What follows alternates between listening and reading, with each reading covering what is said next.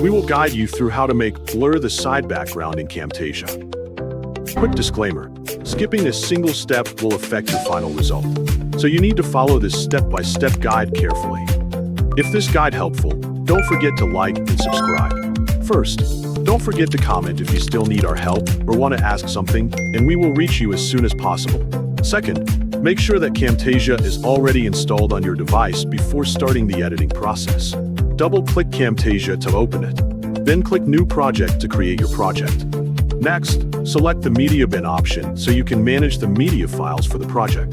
Then, click the Import Media button to add the video. Select the video file from your device. Then click the Open button to continue. Once the video has been imported successfully, it will appear in the Media Bin and become available for editing.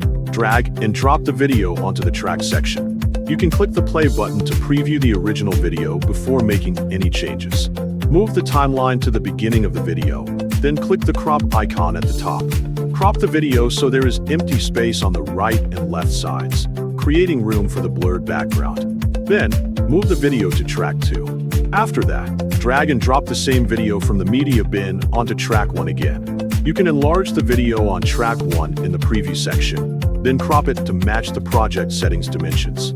Go to the left side and click the Visual Effects menu to access the available effects. Click the Visual Effects option inside the menu. Then, select Blur Region and drag and drop it onto the video on track 1. Enlarge the Blur Region rectangle on the preview screen. Change the tint opacity to 0 so the effect does not add an unwanted tint to the background.